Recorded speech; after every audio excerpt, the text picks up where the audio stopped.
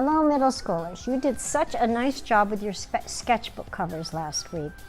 I was really impressed with the way most of you did your lettering, and you inspired me. So that's what we're going to focus on today, the art of lettering. Now, many artists, from the pop artist Roy Lichtenstein, whose work you see behind me, to the graffiti artists of today, know the power of lettering. There are whole areas of artwork that are devoted to lettering. Calligraphy, typography, and graphic design, which combines lettering with bold images. Today, you're going to use a page of your sketchbook to tell us either about yourself or how you feel about this crazy, dramatic year of 2020. You'll be using words and lettering to do that. But this is art, so you can't just write a list of words in your sketchbook. You must make them artistic. I'll show you how. You'll need your sketchbook right here, a pencil, an eraser's a good idea, and your brand new Sharpie marker. Okay? So first you'll need to plan out your page. Now, getting started on your artwork is often the hardest part. So I do what artists often do, and I look around for ideas. This book, a collection of the work of artist Fred Babb, has some great ideas, and he uses a lot of graphic lettering. Look at that one. What is art? The whole painting is letters. Here's another one. Art is awakening agent, not a sedative. Look at the colors he's used. Look at his lettering. It's very stylish and bold. Here's another great one. These will all give you ideas for how you might plan your page. Okay, so remember, we're going to make use of nice lettering or crazy lettering. You get to decide to do this project. So, I'm going to open my sketchbook, and I did a little pre-planning. I did it very lightly with pencil, and you may not even be able to see that right now because that's what happens with the camera. But I started with the year. I decided to do my feelings about the year 2020. So I started with the year in the middle, and when I do lettering, I do just the basic outline first, pretty lightly. I'm pressing down harder so you can see it. Then I go back and I fatten up the letters to give them emphasis, maybe give them some extra swoops. Afterwards, I'm going to outline these with a black Sharpie and maybe even add color.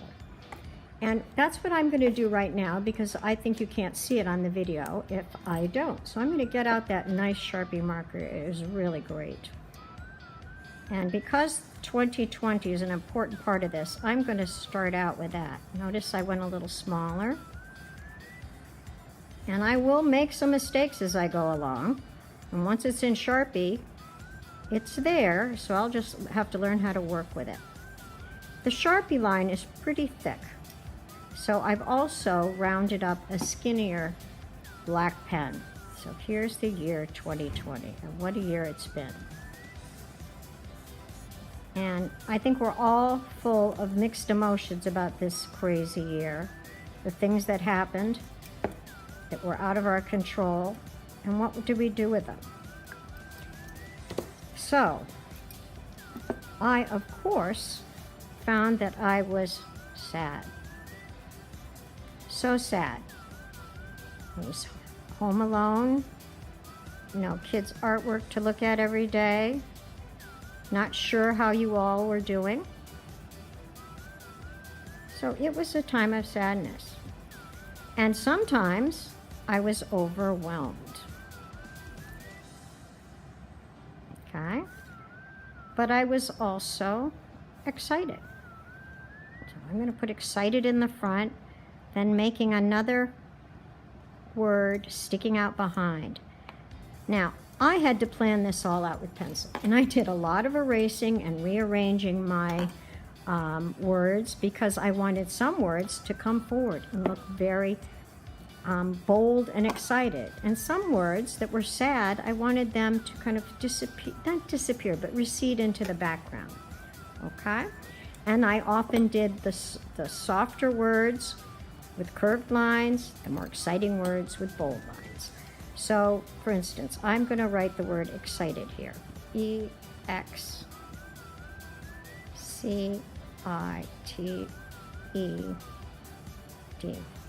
Okay, now I'm going to go back and give them some emphasis by making them a little thicker. And I haven't decided yet if this will be a black and white picture or if I'll add color. I often don't know until I get to the end.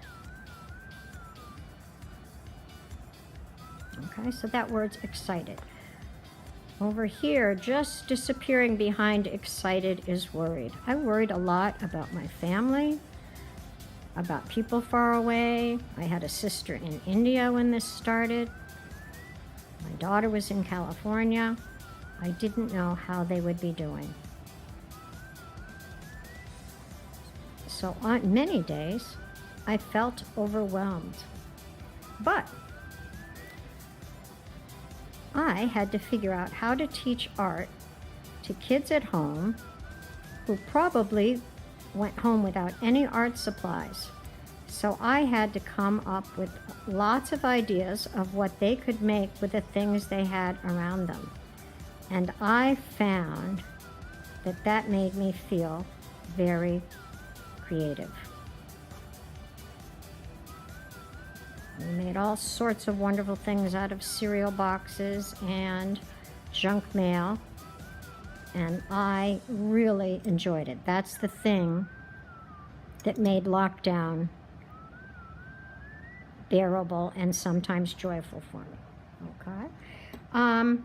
I found myself in the middle of it, and especially lately, feeling thankful that we live in Vermont, where we're relatively safe and we have neighbors that care about us and wear their masks. But still, some days I feel confused. How am I going to teach art to all these kids so far away? I feel really, really challenged some days.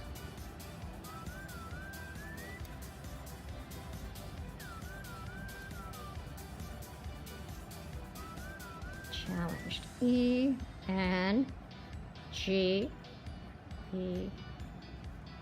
Another good reason to do this in pencil first is to make sure you get your spelling right. Often, when I'm drawing along, I get so wrapped up in the drawing that I make spelling mistakes. So make sure you pay attention to your spelling if it's going to be a permanent piece of artwork.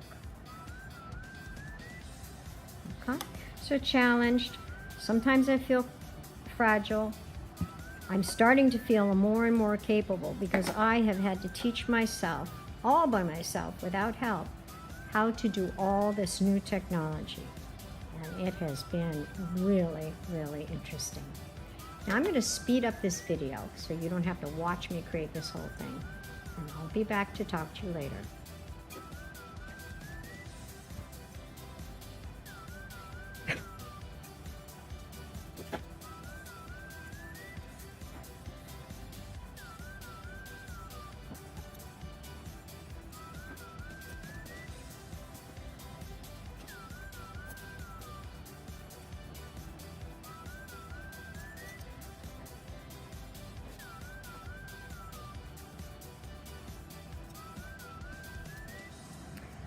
So now that we're done with most of our black and white design, you can just leave it plain like that.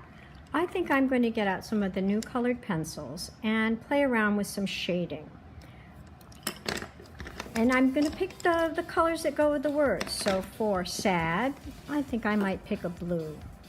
And I can go over that, darken around the edges.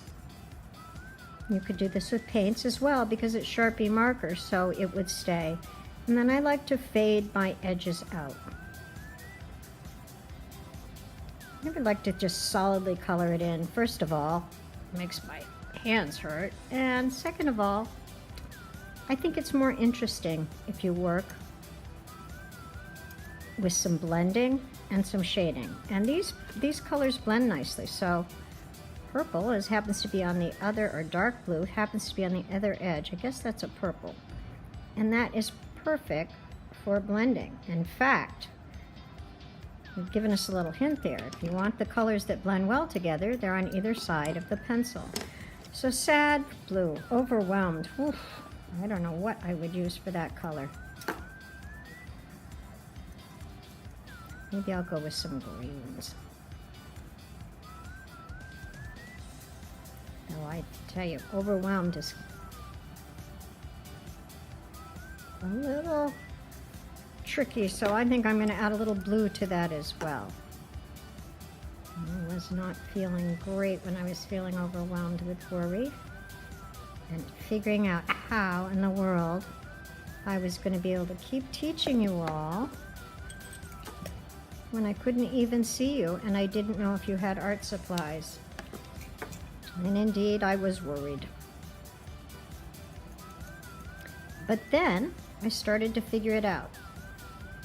I taught myself some new skills, and I began to find out that it was kind of exciting to learn new things, figure things out on my own. So I'm going to make that a more exciting color. There's some red on this end, so I'll add a little red around the edges. You think about the colors that are next to each other on the color wheel, you will come up with some great blending. And really, just think of the rainbow colors. Red, orange, yellow, green, blue, violet. The colors that are next to each other in the rainbow blend beautifully together. So you get how this works. I can't wait to see how you're going to continue yours, and I'll work on mine during the week when I have lots of time. If I have to go to meetings, I'm going to take my coloring along with me.